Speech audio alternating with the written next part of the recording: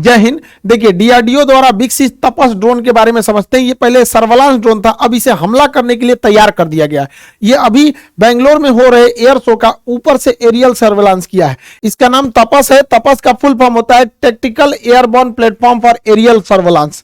तो टैक्टिकल का मतलब होता है कि बहुत ज्यादा दूरी नहीं, कम दूरी तक के लिए ये होता है। छोटे हमले को अक्सर लोग टैक्टिकल के नाम से हम लोग इसे जानते हैं। इसकी विशेषताओं के बारे में समझते हैं। ये एक्चुअल एक सर्वेलांस ड्रोन के रूप में इसे विकसित किया गया था, लेकिन अब इसे आर्मर ड्रोन के तौर पे तब्दील कर दिया गया। अमेरिका भी प्रेडिटर जो ड्रोन बनाया था वो पहले सर्वेलांस के लिए बनाया था, निगरानी के लिए। अब उसको क्या कर दिया, उसमें मिसाइल वगैरह लगा के हार्ड पॉइंट जोड़ के उसे घातक हथियारों से लैस कर दिया। आज दुनिया में सबसे ज्यादा तबाही वही मचा रहा है। तो ये जो हम लोग का तपस ड्रोन है, रुस्तम 2 का ये एडवांस वर्जन है, तो ये अब हमला करने के लिए भी तैयार रहेगा। इसे डीआरडीओ ने विकसित किया और बनाने की जिम्मेदारी एचएएल हिंदुस्तान एरोनॉटिक्स लिमिटेड को दे दिया। वो अपनी प्रोडक्शन फैसिलिटीज में इसका विकास करेगी और तेजी से इसे आगे बढ़ाएगी। इसके नंबर मतलब आर्मी, एयरफोर्स, नेवी सबके लिए इसका प्रोडक्शन को आगे बढ़ाया गया। लगभग 76-74 के आसपास में इसका नंबर को अभी मांगा गया है, हालांकि और इसके नंबर्स को बढ़ाया जाएगा। शुरुआती परीक्षण इसका कर्नाटक में हुआ था। कर्नाटक के शुरुआत में इसका कोलार में परीक्षण हुआ। दूसरा परीक्षण जो पूरा बढ़िया से ट्रायल किया गया वो चित्रदुर्ग में। ये अक्सर क्वेश्चन पूछेगा, चित्रदुर्ग कहाँ है? कर्नाटक में। हालांकि पहले भी मिसाइलों के परीक्षण के लिए हमारे पास उड़ीसा का व्हीलर द्वीप, जिसका नाम ये कलाम द्वीप हो गया, उसके ऊपर है चांदीपुर और यहाँ पोखरन। ये 4 जगह याद रखिएगा, मिसाइलों के परीक्षण के लिए यह जगह है। इसके बारे में अब समझते हैं। देखिए, इसकी लंबाई जो है वो 31 फीट है। इसकी लंबाई को 31 फीट रखा गया है, जबकि इसके डैनों की चौड़ाई को 67 फीट रखा गया है। यानी इसका डैना जो है विंग स्पैन ज्यादा है। जितना ज्यादा विंग स्पैन रहेगा वो हवा में उतना ज्यादा स्टेबल रहेगा। वो कोई भी चीज स्टेबिलिटी उसकी बढ़ जाती है। इसमें टर्बोप्रॉप टाइप के इंजन लगे गए हैं, जिसके फैन बाहर होते हैं। टर्बोप्रॉप इंजन के फैन क्या होंगे? बाहर रहेंगे। इसमें 3 ब्लेड दिए गए हैं घूमने के लिए, जबकि तुर्की का जो TB2 ड्रोन था उसमें 2 ही विंग्स थे, 2 ही फैन है घूमने के लिए। इसमें 3 फैन है। जो तुर्की ने पूरी दुनिया में हल्ला कर दिया कि उसी का ड्रोन सबसे बढ़िया है। उसका जो ड्रोन है उसमें 2 ही विंग लगे हुए हैं। हम लोग का जो ड्रोन है उसका जो इंजन है वो ज्यादा पावरफुल है। वो 3 टर्बोप्रॉप ब्लेड है, उसमें 130 किलोवाट ये जनरेट करेगा, इतना इसका पावर है। जबकि तुर्की का जो TB2 ड्रोन था वो 75 किलोवाट ही जनरेट करता था। ये तुर्की का यही ड्रोन है जो अजरबैजान की लड़ाई में पूरी तरह से तख्ता पलट कर दिया था, या ये यूक्रेन की सेना का पूरा मदद किया था, यही TB2 ड्रोन। इस ड्रोन की जो सर्विस सीलिंग है, जब ऊंचाई होती है उसे सर्विस सीलिंग टेक्निकल भाषा में बोला जाता है, 35,000 फीट है। 35,000 फीट पे कमर्शियल जहाज उड़ते हैं। इसका मतलब ये जहाज की हाइट पे उड़ेगा, छोटे मोटे चीज नीचे से पकड़ भी नहीं पाएंगे। यहाँ पे इंडोरेंस जो है इसमें कितने देर तक उड़ सकता है, ये तो 18 घंटे की इसकी इंडोरेंस क्षमता है।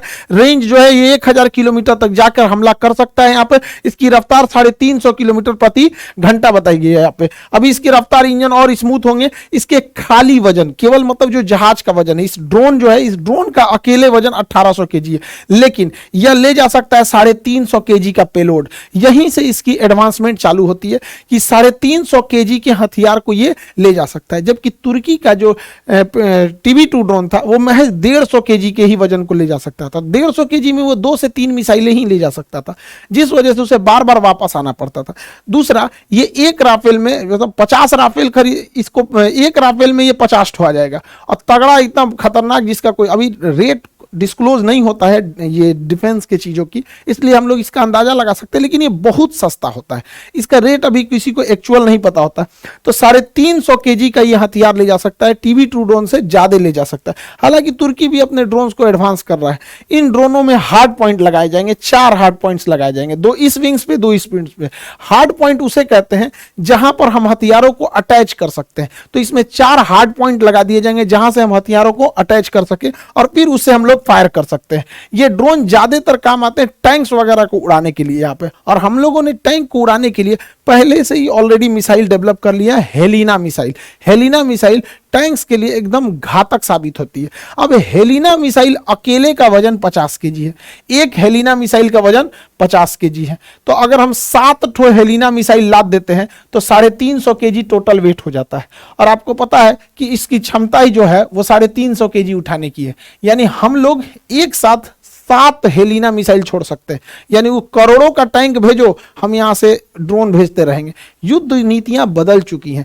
यूक्रेन की लड़ाई और आर्मेनिया और अजरबैजान की लड़ाई ने यह साबित कर दिया कि अब जिनके पास ड्रोन टेक्नोलॉजी बेहतरीन है वही आगे निकलेगा। अब देखिए ईरान जैसा छोटा देश जो डिफेंस के मामले में आत्मनिर्भर नहीं था, वह छोटा देश ईरान भी रूस को ड्रोन दे रहा है कि हमारे ड्रोन से आप यूक्रेन में मारिए। तुर्की जो भी हथियार के निर्यात में उतना नहीं प्रसिद्ध था, लेकिन उसने भी यूक्रेन को दिया मारने के लिए, और ये ड्रोन तख्ता पलट कर दिए, पूरी तरह से माहौल बदल दिए। ये ड्रोन बहुत सस्ते होते हैं, मेन लड़ाई इसी चीज की, बहुत सस्ते होते हैं। यहाँ पर ड्रोन में कोई पायलट नहीं बैठता, इसलिए ह्यूमन कैजुअलिटी का कोई बात नहीं होता है। तो ये आर्मर ड्रोन अब हो जाएगा, ये TB2 ड्रोन, और 7 मिसाइलों को ले जा सकता है। और टैंक का हाल ये हो जाता है, देख सकते हैं यहाँ पर। इसमें अलग तरह का नेविगेशन सिस्टम जोड़ा गया है। दुनिया के जितने ड्रोन हैं, मतलब ज़्यादातर ड्रोन, जैसे TB2 ड्रोन हो गया और ईरान का ड्रोन हो गया, ये GPS का प्रयोग करते हैं, और GPS की कंट्रोलिंग अमेरिका के पास है। तो हम अपना आंख अमेरिका को नहीं न दे सकते हैं। तो भारत ऐसा है कि क्योंकि हमारे पास इसरो ने गगन सैटेलाइट सिस्टम छोड़ दिया, तो ये उस ड्रोन को रास्ता दिखाने का काम गगन करेगा। और गगन ऑलरेडी ट्रस्टेड है, हमारी नेवी यूज करती है, एयरफोर्स पहले से यूज कर रही है, जहाज हमारे इंडिया में जितने उड़ते हैं वो गगन को यूज करते हैं, जितने भी ट्रेन वगैरह का एग्जैक्ट लोकेशन के लिए भी हम लोग गगन का ही प्रयोग करते हैं। तो ये गगन सैटेलाइट हम लोग का है, तो हमारे इसके ऊपर कंट्रोल है, इससे इसका प्रयोग करना ज्यादा सही है। और ये पूरी तरह से भारत की निगरानी देता है। तो अब हम लोग कहीं पे भी हमला करने के लिए GPS पे डिपेंडेंट नहीं है, ये पूरी तरह से गगन ड्रोन सिस्टम से ऊपर का इसका एंटीना सिग्नल ले लेगा और कहां क्या चीज हो रहा है सब कुछ पता कर लेगा। इवन कि ये आपस में लिंक भी होते हैं। अगर कोई कमर्शियल जहाज जा रहा है, इसको कुछ दिखाई दिया तो ये गगन को बता देगा, वो बता देगा ड्रोन को यहाँ पे। तो इन आपस में इंटरचेंज होने से रियल टाइम डाटा इजी पता चल जाएगा कहां हमला करना है कहां नहीं।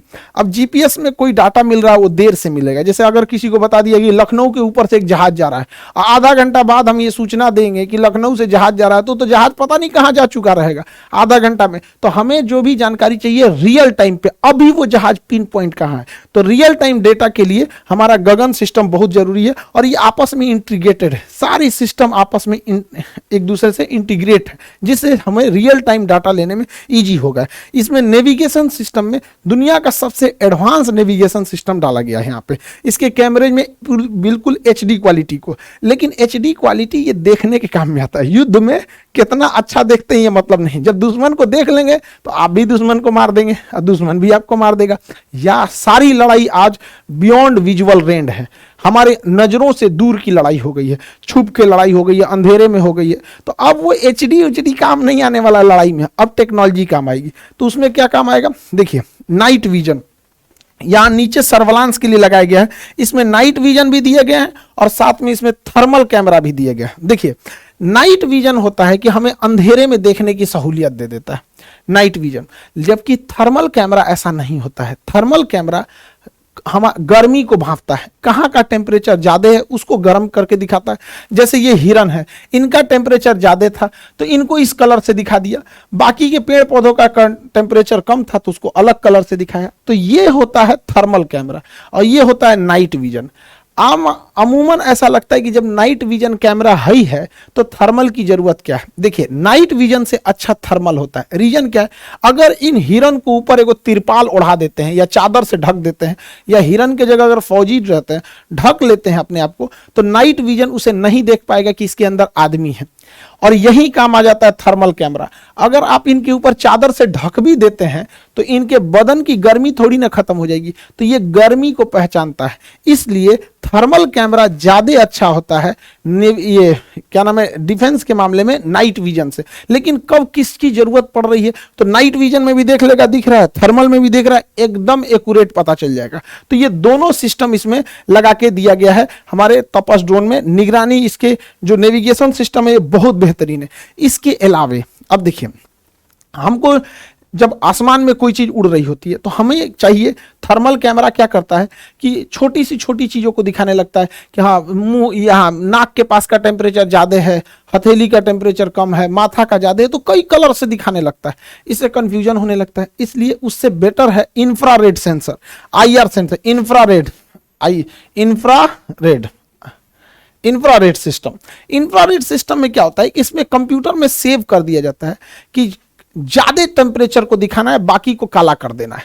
तो अगर इसमें सेट कर देंगे कि 400 डिग्री सेल्सियस को दिखाना है, तो देखिए कोई भी जहाज चलेगा तो उसका इंजन 400 डिग्री सेल्सियस होता है, या इसमें सेट कर दीजिए इसके सिस्टम में कि 200 डिग्री सेल्सियस से टेम्परेचर ज्यादा रहेगा तो ही स्क्रीन पे दिखाना, अदरवाइज में मत दिखाना। तो इसका पूरा स्क्रीन काला दिखता है, इस टाइप का काला दिखेगा। लेकिन जहां टेम्परेचर ज्यादा आया 200 डिग्री सेल्सियस से, तो जहां जहां उसको ज्यादा दिखेगा वहां वहां का डिजाइन बना देगा। तो देखिए जहां जहां टेम्परेचर इसको ज्यादा दिखा उसका डिजाइन बना दिया, पता चल गया इस पूरा जहाज है, बाकी पूरा ब्लैक रहेगा। समझ में आ गया कि नहीं? इसमें देखिए यहां टेम्परेचर ज्यादा, यहां ज्यादा, यहां ज्यादा, यहां ज्यादा, तो उसी हिसाब से बना देगा। तो इसका स्क्रीन है पूरा ब्लैक रहता है। इंफ्रारेड वाले में यही खास है, पूरा स्क्रीन ब्लैक। अब जो आ गया सीधे मारो, जो आ गया मार दो यहाँ पे। तो इस पे इससे भी अटैक करने में इजी हो जाएगा। यहाँ पे देखिए इसका टेम्परेचर ज्यादा था तो पकड़ लिया, तो इंफ्रारेड। तो नेविगेशन की कितनी बेहतरीन व्यवस्था रखी गई। लेकिन ये सारा नेविगेशन फेल हो जाता है, जानते हैं कब? जब कोई जहाज ग्राउंड पर हो और उस ग्राउंड के जहाज का इंजन ऑफ हो, तो पकड़ना काफी मुश्किल होता है। तो अभी के समय में सबसे एडवांस टेक्नोलॉजी है वो है सिंथेटिक अपर्चर रडार।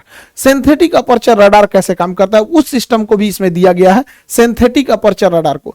अब समझ में आता है आत्मनिर्भर का फायदा क्या होता है। ये सारा सिस्टम इसरो ने दे दिया है, सारा सिस्टम इसरो के पास है। सिंथेटिक अपर्चर रडार तो कुछ इसरो ने दे दिया, कुछ डीआरडीओ ने दे दिया, कुछ HAL ने दे दिया, पूरे मिलके आपस में काम करते हैं सब। तो सिंथेटिक अपर्चर रडार क्या है? ये देखता ही नहीं, अंधा होता है। सिंथेटिक अपर्चर रडार वो अंधा की तरह काम करता है। अंधा कैसे ऐसे छू छू के निशाना ऐसे छूता है, अरे क्या चीज है, ओ हो कोई आदमी खड़ा है, ऐसे टच कर लेता है। वैसे ही वो वेव छोड़ता है, तरंगों को छोड़ता है। अब जैसे हमारे ऊपर कोई तरंग छोड़ेगा तो नाक से जो तरंग टकराएगी वो पहले ही चली जाएगी, जो गाल से टकराएगी वो थोड़ा बाद में जाएगी, क्योंकि नाक ऊपर है गाल नीचे है। तो उसी तरह से अलग अलग जगह से टकराएगी तो अलग अलग तरंगे उठेंगी। जैसे सिंपल सी बात बताते हैं, हम आटा सान लेते हैं, ठीक है, आटा सान के अपने मुंह पे इसे चिपका देते हैं इसे, और जब इसको नोचेंगे तो मेरा थुथुर का चेहरा उस आटा में चिपक जाएगा, तो पता चल जाएगा कि हाँ इसका सांचा ले लिए हैं। यही काम करता है अपर्चर रडार। ये जिसके ऊपर से गुजरेगा तो उसके ऊपर से पूरी तरह से वेव छोड़ देगा, ऐसे पूरा वेव छोड़ देगा, और देखेगा कौन वेव कितनी ऊंचाई से टकरा के आ रहा है। जैसे इधर साइड साइड में घास था, बीच में यहाँ रनवे था, तो रनवे वाला अलग आ गया, ये टैक्सी वे वाला अलग आ गया, पेड़ पौधे का अलग आ गया, तो पूरा स्कैन कर लेता है। अब इसमें कोई छुपा रहे या नहीं, अब कोई छुपा भी रहेगा तो उसके जगह गोल बना देगा कि भैया तरंग यहाँ पहले ही आ गई है, जमीन तक नहीं गई है। तो ये सिंथेटिक अपर्चर रडार से भी रियलाइज किया गया, यानी इसमें पूरी तरह से नेविगेशन जो भी एडवांस अभी के लेटेस्ट टेक्नोलॉजी पे। हालांकि इसमें हमला करने के लिए एक और लेटेस्ट टेक्नोलॉजी जोड़ा गया, laser guided system. Laser guidance system क्या होता है? देखिए जमीनी लड़ाई में आप फौज को नकार नहीं सकते, चाहे जितना भी टेक्नोलॉजी आ गया, फौज वहां खड़ी रहती है। कई बार फौज को दिख जाता है कि वहां दुश्मन का तोप है, वहां दुश्मन का टैंक है, वहां दुश्मन का बस जा रहा है, ट्रक जा रहा है, तो वो फोन करेंगे, अरे दुश्मन का ट्रक उधर गया है, आओ आओ आओ आओ। अरे तो जहाज आएगी, फिर खोजेगी किधर गया किधर गया, अरे हमको नहीं दिख रहा है, तो कहेगा दाहिने मुड़ो बाएं मुड़ो। अरे वो जहाज से कैसे देख पाएगा दाहिने मुड़ो कि बाएं मुड़ो? जहाज से दिखेगा तो कोई चीज में उठपटांग दिखता है, समझ में नहीं आएगा। तो यही काम आता है लेजर। जैसे देखिए यहां एक आदमी लेजर मशीन लेके खड़ा रहेगा, इस साइड में लेजर मशीन लेके खड़ा हो जाएगा।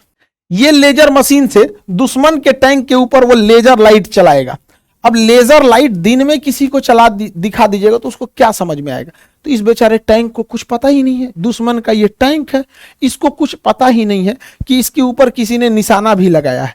एक्चुअल में इस पे तो निशाना ही नहीं लगाया है, उसने तो इस टैंक के ऊपर केवल एक रोशनी छोड़ी है, लेजर की रोशनी। अब ये लेजर रोशनी यहां बिखरने लगेगी, जैसे यहां बिखरेगी, अब ये बिखरेगी तो तरंग बनेगा, और इसे रडार से पकड़ लिया जाएगा कि यहां पर कोई ना कोई हलचल हो रहा है, और वह हलचल देखकर ऊपर से उड़ता हुआ ड्रोन या फाइटर जहाज आ जाएगा, और वो समझ जाएगा ओ भाई साहब हलचल कहां हो रही है, तो इसी पर बम गिरा देगा इसी के ऊपर। देखिए इसने मारा नहीं,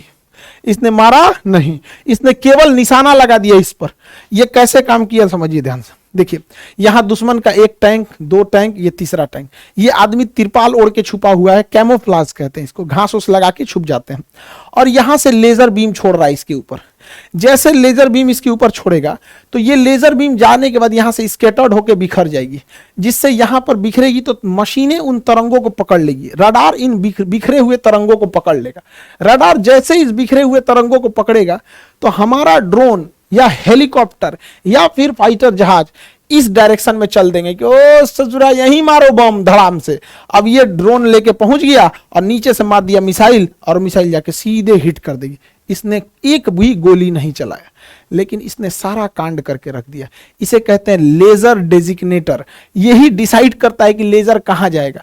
इसको क्या पता चलेगा? अच्छा, हमारे ही ऊपर कोई लेजर लाइट इसे थोड़ा सा जला देगा तो क्या पता चलेगा? कुछ नहीं पता चलेगा। लेकिन वो बिखरेगा तो रडार छोटे से छोटे चीजों को पकड़ लेता है, जिस वजह से वहां पे आके हमला किया जा सकता है। तो ये अभी की सबसे खतरनाक टेक्नोलॉजी है। देखिए यहां पर इसने यहां से लेजर लाइट इसको दिखाया, ये बेचारा चुपचाप जा रहा है, कह रहा है चलो जी जाइए रहे हैं, हम भी चलते हैं, तुम भी चलो। ए ससुरा तो नहीं, आ गया ऊपर से, आगे आओ। क्योंकि इसकी लेजर जहां पे निशाना लगा रही होती है, ये तुरंत जानकारी सैटेलाइट को दे देती है, सैटेलाइट जहाज को दे देती है, और जहाज आके इसको मार देता है। तो आज का जो सिनेरियो है लड़ाई का, वो कंप्लीटली चेंज हो चुका है। तो तपस ड्रोन अब सर्विलांस नहीं रह गया, बल्कि अब यह हमला करने के लिए तैयार हो गया है। डिफेंस के सेक्टर में जो भी चीजें नहीं होती उसको याद रखते रहिएगा, क्योंकि अब साइंस एंड टेक्नोलॉजी के सेक्टर में क्वेश्चन पूछने का दायरा बढ़ते गया है। बीपीएससी का एग्जाम हो गया, मेंस की क्लास चालू भी हो गए हैं, 16 तारीख से मेंस स्टार्ट हो गया। ऑफलाइन में हम लोग लिमिटेड ही लड़कों का एडमिशन ले सकते हैं, क्योंकि ऑफलाइन में अब जगह नहीं बचा। ऑफलाइन का हमारे पास भी एक लिमिटेशन है बाबू, समझिए कि हम कितने लोगों को ले सकते हैं। कुछ को ले सकते हैं एडमिशन, बाकी लोगों को हम ऑनलाइन ही पढ़ा सकते हैं। तो कोशिश करेंगे लोग ऑनलाइन ही ले लें। बीपीएससी के जितने लड़के लोग थे, अब पूरी तरह से डेडिकेटेड होकर आप जुट जाना है मेंस पर। और मेंस में जो 300 नंबर का निबंध है, वो पूरा प्रॉपर क्लास होगा। आपको धर्मेंद्र सर पूरा क्लास लेंगे निबंध का, और वो क्लास आपको प्रॉपर 2 महीने से 3 महीने के टाइम में लगेगा उसको कंप्लीट करने में। फिर आपको मेंटरशिप में दिया जाएगा, आप हमारे ही गाइडेंस में पढ़ सकते हैं। ऐसे नहीं कि रैंडमली जैसे भी पढ़ना होगा वैसे पढ़ेंगे। तो ये तो बीपीएससी का हो गया। बीपीएससी में हम लोग ऑफलाइन में लगभग एडमिशन क्लोज है, क्योंकि जगह नहीं है, तो ऑनलाइन ट्राई करेंगे लोग, ठीक है। बाकी जो पटना में रहते हैं उन लोग के लिए, गांव वाले लड़के ऑनलाइन ऑफलाइन आप जैसे पढ़ने वालों का कहीं से भी रिजल्ट हो जाता है। एमपीपीसीएस वाले लड़के, मध्य प्रदेश एमपीपीएससी, आप लोग के लिए भी अब बहुत गुड न्यूज है। आप लोग भी अपना अपना आके एप्लीकेशन पे अपना बैचेज ले सकते हैं। प्रीलिम्स के लिए, मेंस के लिए दोनों बैच अवेलेबल है। मध्य प्रदेश पीसीएस वाले एप्लीकेशन में जाइए, वहां देखिए बिल्कुल नॉमिनल फी में सबसे बेस्ट टीचर के साथ आप पढ़ेंगे मध्य प्रदेश पीसीएस। और हर जगह ये साइंस एंड टेक का क्वेश्चन आते रहता है, इसलिए आप चाहे यूपीएससी हो या स्टेट पीसीएस हो, अब सब ये जगह अब आपको एकदम डिटेल से पढ़ना है। आई होप आप इस टॉपिक को समझे होंगे। मिलेंगे नेक्स्ट क्लास में। जय हिंद।